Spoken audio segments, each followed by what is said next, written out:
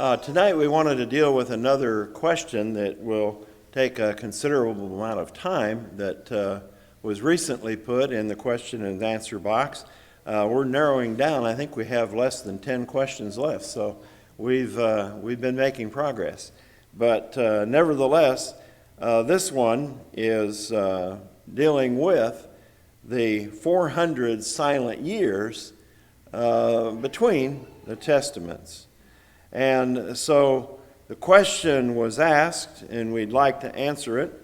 In the Old Testament, there is no mention of the Pharisees or Sadducees or Herodians. When did these groups start? How did a person become one? What happened between the Old Testament and New? Can you teach us the history of that time period? Well, we'll try to do it very quickly tonight. There's much more than we could, history that we could ever hope to accomplish. But we do know that the Old Testament comes to a close about 430 BC with the book of Malachi, and more than 400 years elapse, and there's an arrow pointing to that time period on the chart, 400 years in which we don't have anything recorded in the scriptures concerning what happened during that time period. We wait until we get to John the Baptizer and his coming out and preaching the kingdom. Repent, for the kingdom of heaven is at hand. Preaching a baptism of repentance for the forgiveness of sins. Now, what happened, though, during this silent period? 400 years in the history of the world is quite a long time. Imagine what happened between 1620 and 2020. That would be a lot to summarize, wouldn't it? And it's a lot to summarize in this case. Some of it, however, is part of prophecy, as was just read for us, and so we're not totally caught off guard. But what happened during this time period? Daniel recorded in advance much of the history between the Old and the New Testaments. It was prophetic. He was about 300 years or more before these things happened. And so it's very important to know what he prophesied and to also see how that it is fulfilled. Medo-Persia dominates the world, ruling the world. You may remember from the dream that King Nebuchadnezzar had that Babylon was the head of gold, and Medo-Persia was next, followed by the Greeks, and then the Romans. These are the four world kingdoms that existed from the time of Babylon, about 600, then covering Medo-Persia, the Greeks, and finally the Roman Empire. So as Malachi lays down his pen, the Greeks will now arise. One thing we should point out is that most of the material that we're going to be looking at this evening comes from a chapter written by Dub McClish for the 2014 Bellevue Lectures in Pensacola, Florida. The entire chapter is called the Intertestament Period. It is pages 223 to 42, so you can see trying to condense 20 pages of material is not going to be an easy task. The name of the book was Understanding the Will of the Lord. Now, we borrowed quite a bit of that for our 5.5 series that we've gone through twice on the entire Bible. It's the last lesson of book number 6 in the Old Testament, but we had to condense it down even further from that in order not to be here a couple hours tonight. So let's start then with this brief look at history. Malachi ends the Old Testament, about 430 BC. Alexander the Great rules from 336 to 323, so this is nearly 100 years later. Then there is the Hellenistic influence of the Greeks that took hold of the whole world, which then we look at life after Alexander, what happened between 323 and 167 BC. And we notice that during this time of great Hellenistic influence, the Septuagint was translated from the Hebrew, the scriptures from the Hebrew into the language of Greece.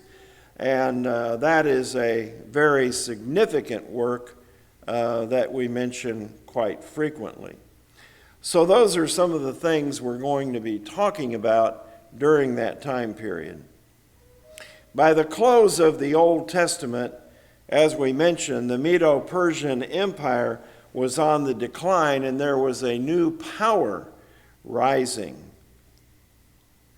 King Philip of Macedon had mastered the city-states of Greece and Thrace. This always used to be part of history. Now I'm not sure what they teach in history. But most people used to learn this. But you have to go to probably non-school sources in order to find this stuff today. King Philip of Macedon mastered the city-states of Greece and also Thrace. He intended to move against Persia, but was assassinated in 336 BC. Alexander was only 20 years old, but he came to the throne at this particular time. So after he ascended the Greco-Macedonian throne in 336 BC, Alexander rapidly triumphed over the once invincible empire of Persia. And we read about that in verses 5 through 7 of Daniel 8, and also verse 21. The first king over that empire was Alexander, and so therefore he is the goat who moves with almost not even touching the ground. The description is very apropos considering what Alexander did in his lifetime and how fast he was able to accomplish it. He showed himself to be every bit of the description that we find in Daniel 8. He was the notable horn, the mighty he-goat from the west that Daniel saw in his prophetic visions 2 centuries before they occurred. He turned south from Turkey and went from Judea to Egypt, who, by the way, also hated the Persians.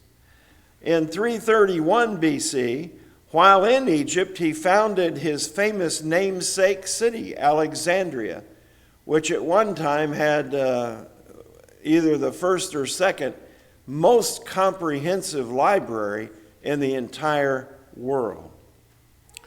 He then went back north through Judea and Syria and to the east, where he defeated the Persians once and for all in 331 BC.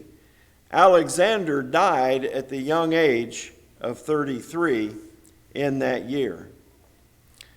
He may be the only king, the only military commander who never lost a battle, but he could not conquer himself. He was a slave to alcohol, which is probably what took his life. So he extended the Greek influence and language throughout all the world.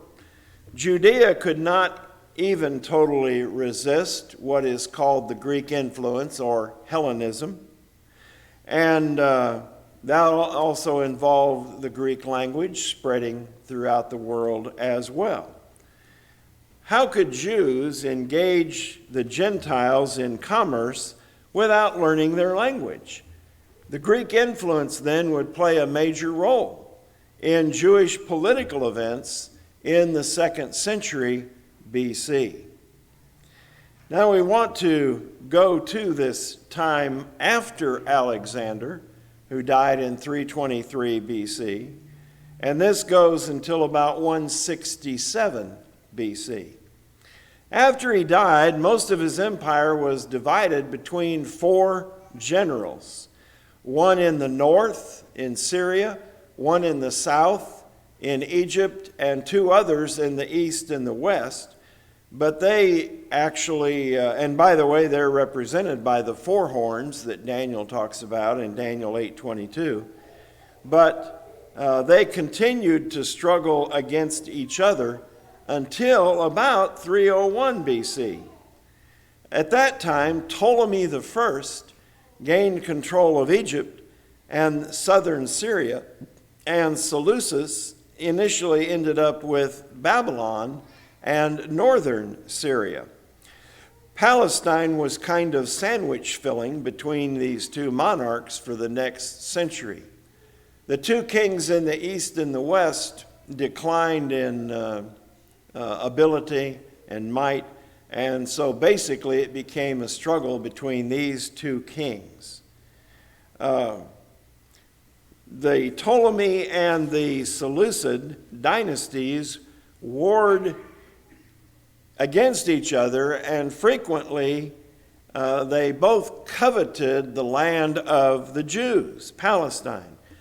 They fought against each other, but rarely with a definitive victor, although the Ptolemies maintained control over Palestine. The Jews paid tribute then to Egypt, but they were allowed to govern themselves through their high priests. The Jews there gradually gave up the Hebrew tongue in favor of the predominant Greek language. And this circumstance led to the famous and valuable translation that we mentioned earlier, the Septuagint, in which the Hebrew was made a Greek version. It's called the Septuagint because of the 70 men who were allegedly translated it, thus LXX for 70, Roman numerals. I don't know, I've never heard about Greek numerals, so I'm not sure why that didn't happen. During the reign of Ptolemy II, 285 to 246 BC, that was translated, and the importance of it is summed up in this way.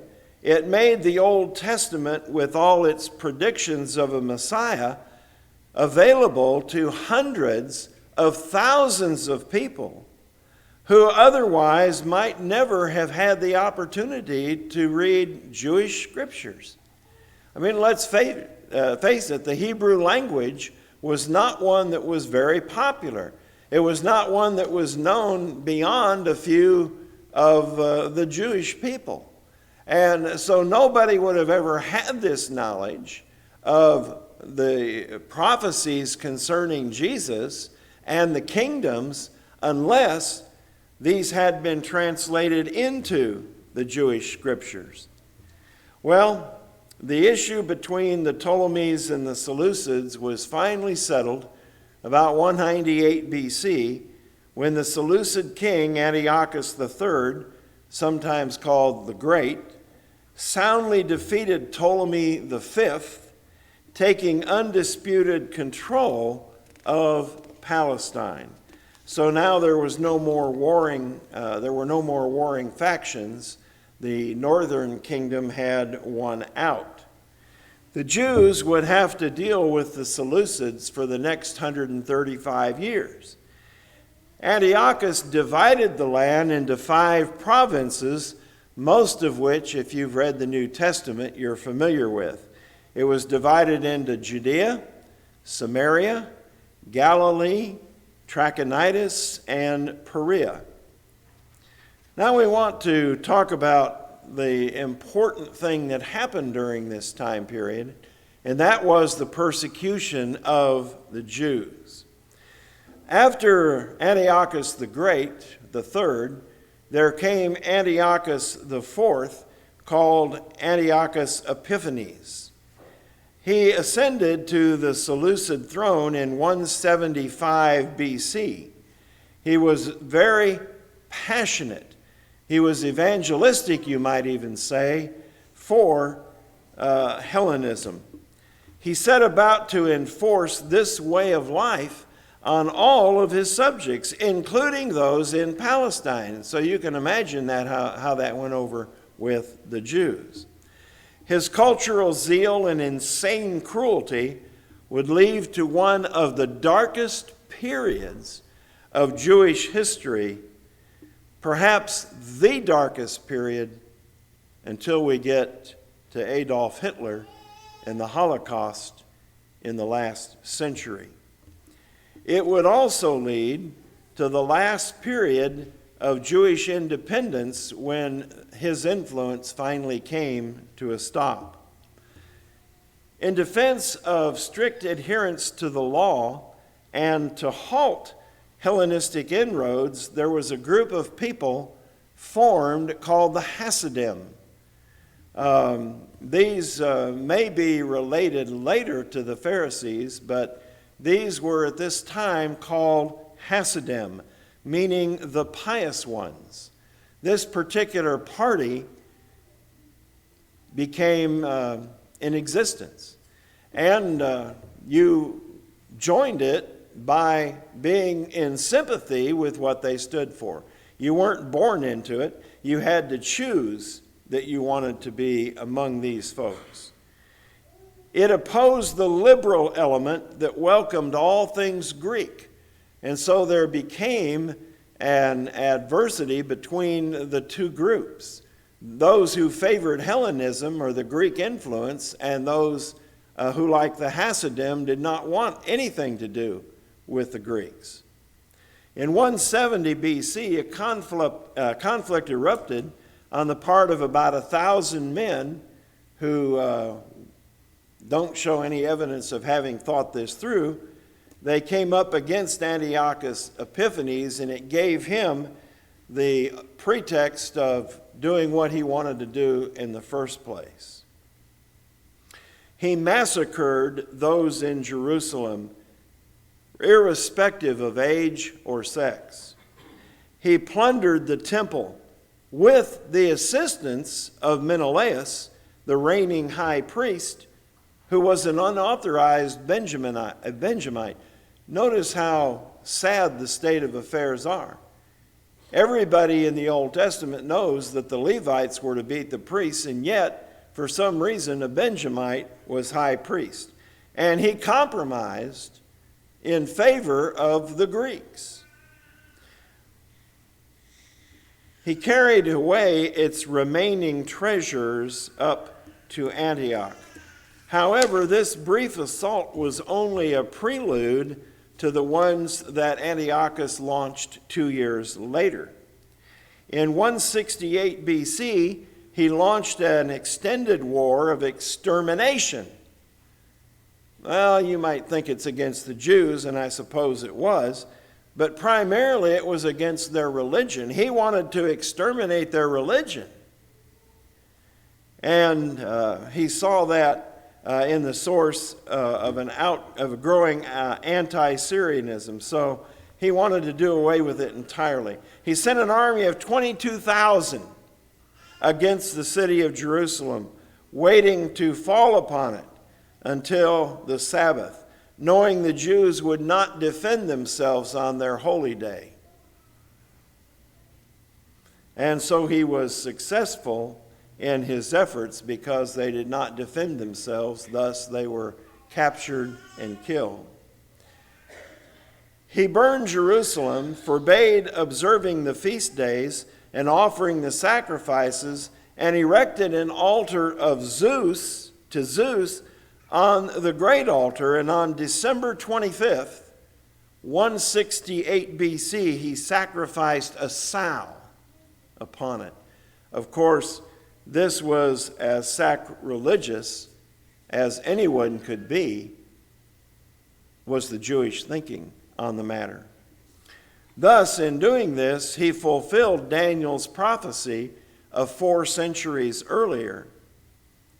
And that's in Daniel 11:31. And forces shall be mustered by him, and they shall defile the sanctuary, fortress, and then they shall take away the daily sacrifices and place there the abomination of desolation. Daniel 11:31. He fulfilled that prophecy. Now, he didn't probably know he was fulfilling it, but he did fulfill it. The Lord later quoted Daniel to describe the blasphemies that the Romans would visit upon the temple in AD 70. And so Jesus mentions this in Matthew 24:15, the abomination of desolation. Thus began the crusade that made it a capital offense. While Antiochus Epiphanes was in charge of all of this, he made it an offense to circumcise their baby boys. That was now against the law. He made it illegal to possess a copy of the law. You couldn't even have a copy of the law of Moses. He made it illegal to observe the Sabbath. He made it illegal to refuse to eat pork or animal flesh sacrificed to pagan deities. He would attempt to enforce them to do these things against their will. His proscription of Judaism to the merciless slaughter of additional thousands, with many women and children sold into slavery. Now, since we're going to be dwelling on this, let me just mention a few things, important dates. These occurred, as we said, in 168 BC. He defiles the temple. We're going to be seeing that the next year there was a revolt led by the Maccabees. In 165, the temple would be cleansed and rededicated to God. I think, if I'm not mistaken, Antiochus Epiphanes died in 164 BC. And so this led to a state of Jewish independence that lasted about 130 years after Antiochus Epiphanes was gotten rid of. Well, Antiochus underestimated the depth and the breadth of the loyalty the Jews had to their religion, that they had to the law.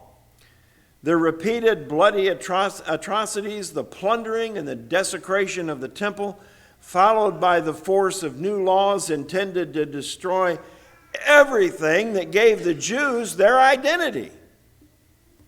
And so it inflamed the people.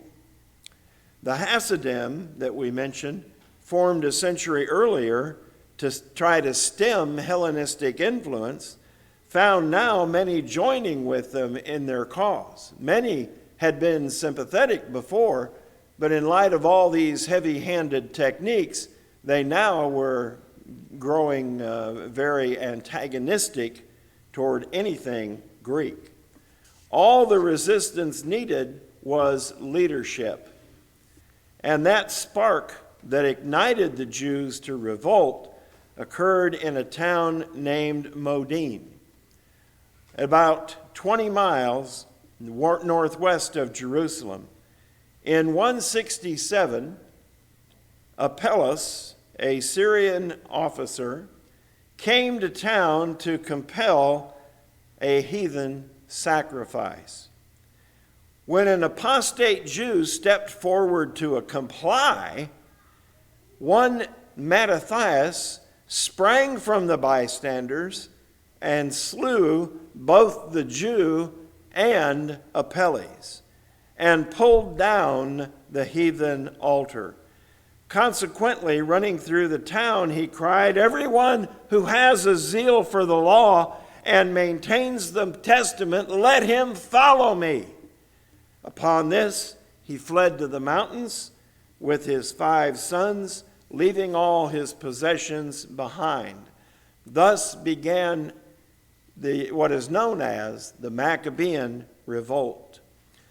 Though he was a devout priest, Mattathias made a crucial twofold decision in leading the resistance. Number one, he determined his forces would fight every day of the week, including the Sabbath. It's rather pointless from a human point of view to go out and win a war 6 days a week and then be utterly demolished on the 7th day. So they decided they would fight on the Sabbath in order to gain their independence. Second, he decided on a strategy that included offensive as well as defensive action against the Syrians. The Hassadim quickly joined his efforts. Within a year of his revolt at Modin, Mattathias died, but he named his son Judas to lead the movement. He proved to be a bold, elusive, and clever strategist for what became a guerrilla campaign. The successes of the Maccabeans won them a peace treaty with the Syrians just 2 years later. Judas was able to march into Jerusalem and restore the worship of Jehovah without Syrian interference. The old altar was torn down, a new altar was erected, and the garments and furniture were replaced. And the temple was rededicated with sacrifices on Kislev, that is December 25th, 165 BC, exactly 3 years after its defilement by the swine offering. Judas decreed an 8-day feast in perpetuity to commemorate this occasion, which is referred to in John chapter 10, verse 22, which the Jews still observe as Hanukkah. Judas' mantle fell upon his brother Jonathan when he died, and he proved his military ability in further successful guerrilla strikes. In 143 BC, Jonathan fell to the hands of a Syrian insurgent who executed him. But the Maccabean leadership continued. It now fell on another brother, Simon. He was so successful militarily as a general that he could demand complete independence from Syria, which he received. So for the first time in almost 5 centuries, the Judean Jews could claim independent national status.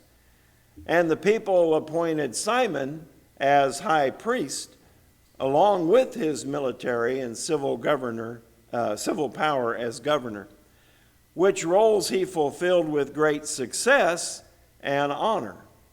The independence lasted until the beginning of Roman rule, about 63 BC, and ending shortly thereafter.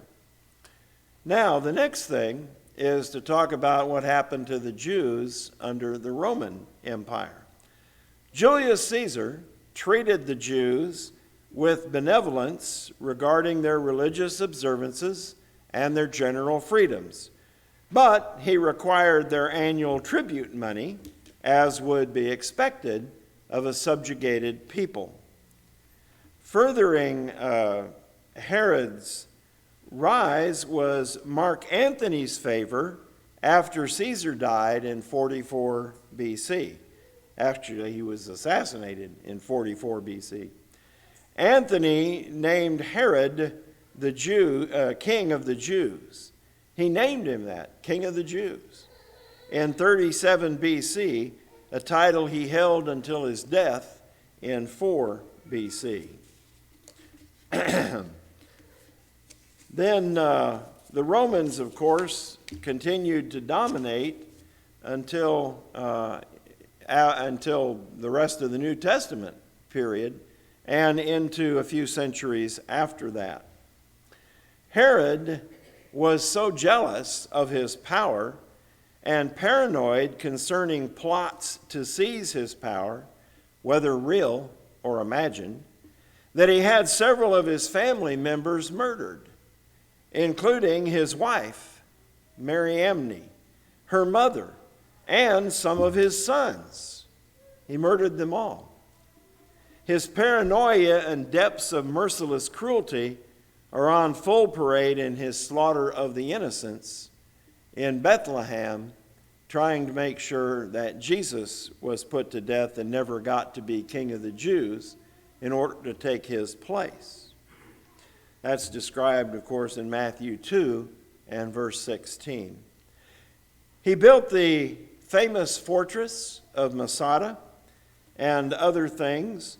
However, the zenith of his construction projects was the rebuilding of the temple, which was begun in 20 BC. The temple proper was finished within a year and a half, but the work on surrounding buildings continued and was still being done at the time that Jesus lived. And the courts, all of that. And, of course, that continued up until the destruction in AD 70 by the Roman Empire. Now let's get to the question about the Pharisees and so forth. The Pharisees were perhaps the largest of the sects that arose during this time period that we've been talking about, the latter end of it. Although their origin is not known with any certainty, it is possible many existed as early as the time of Jonathan, one of the sons, or one of the Maccabeans who led Israel. So it might have developed sometime during this. The word generally is understood to mean separated ones. So there's something in common with the Hassadim that we talked about earlier. They may have been their successors. When the concession was won to rededicate the temple and restore Jewish worship, the Hassadim had separated from the Maccabean cause. They were together for a while, but they later separated themselves. Some speculate that this separation marks the source of this party, thus giving it the name Pharisee. The Sadducees were the offsetting party to the Pharisees. While the Hasidim had vigorously opposed Hellenism, the Sadducees embraced this liberal element of 2 centuries earlier. The Sadducee is usually traced to the name of Zadok, the name of the high priest in Solomon's court. So that would go back a long ways, but we don't read of any particular group of people. They may have just used his name as a guiding star in their movement. But certainly he had nothing particularly to do with the development of the Sadducees himself. They were Hellenists. They were the Hellenistic element that persisted down even into the establishment of the church. And they went with whatever political power was in favor. So when the Greeks were ruling them, they went with the Greeks. When Rome began to rule them, they went along with the Romans. It was the Sadducees who enjoyed political power in Jesus' time. That brings us to the Zealots. The Zealot party agreed with the Pharisees religiously, but they considered it treason to pay tribute to Rome, when Jehovah alone was the only true king. Simon was a zealot, and so obviously he had to temper his political beliefs in order to become an evangelist and in order to serve with the Lord Jesus Christ. Luke chapter 6 and verse 15. Their origin dates back to the time of the Roman sacking of Jerusalem under Pompey in 63 BC. They revived the spirit of the Maccabeans in others. Now let's mention the Sanhedrin Court conducted the travesty called trials of Jesus, in which they were going to condemn him before the trial began, and they knew that they were going to condemn him, and did condemn him to death, and later forbade the apostles to preach any more in Jesus' name in Jerusalem. Sanhedrin is a Greek word meaning sitting together, thus a council or assembly. And it dates back to about 76 BC. So we see that the Pharisees, the Sadducees, and the Sanhedrin and the Zealots all are fairly recent in terms of taking on those names, but the concepts were there a few centuries earlier. The Romans were not only great warriors, they were also great engineers and builders, which resulted in a network of roads. It also resulted in the Pax Romana, meaning Roman peace, beginning with Augustus Caesar in 27 BC. They provided a period of political stability that would endure for more than 3 centuries, and thus, when you consider the Roman language, which became as universal as Greek, and when you consider the system of roads that they built, it's easy to see why the church was established in these times that would make it much easier to be evangelistic and go in to all the world with the gospel. So all of these things developed during the silent years between Babylon and Bethlehem, providing and showing how providentially that the prophecies Daniel interpreted and gave to people back then came to pass and were fulfilled. Remember, in the days of these kings, that is the Roman kings, the Fourth World Empire, in the days of these things, the God of heaven will set up a kingdom which shall never be destroyed. A kingdom that shall not be left to another people. It shall break in pieces and consume all these kingdoms, and it shall stand forever. Thus was prophesied in Daniel chapter 2 and verse 44. By the time the Romans came along, it was now the fullness of time and that had arrived, and God sent forth his Son, made of a woman, made under the law, Galatians chapter 4 and verse 4. And that takes us through basically a brief thumbnail sketch of the 400 years between the Testaments. Hopefully this information is of interest to more than just the person who asked the question. But Wednesday night we plan to have a summary of about 4 pages of material of what we have discussed this evening. So if you'd like to have that additional information, it'll be available Wednesday night, Lord willing. This evening, we haven't talked much about first principles, but we had to go through many scriptures in order to answer the question. But it is the case that we are in the days, the kingdom that was set up in the days of those kings. That kingdom is the Lord's church, and that kingdom still exists.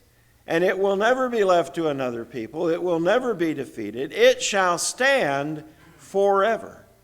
And if you have obeyed the gospel, then you are privileged to be in that kingdom and to have seen how all these things were fulfilled that Daniel talked about. Yes, You can be part of that kingdom yet, if you're not yet, by repenting of your sins, being baptized for the forgiveness of them, and rising to walk in newness of life and living faithfully until either the Lord returns or you pass on to the next world. This is available to all, as we talked about this morning. If you need to respond to the invitation this evening, let us know while we stand and while we sing.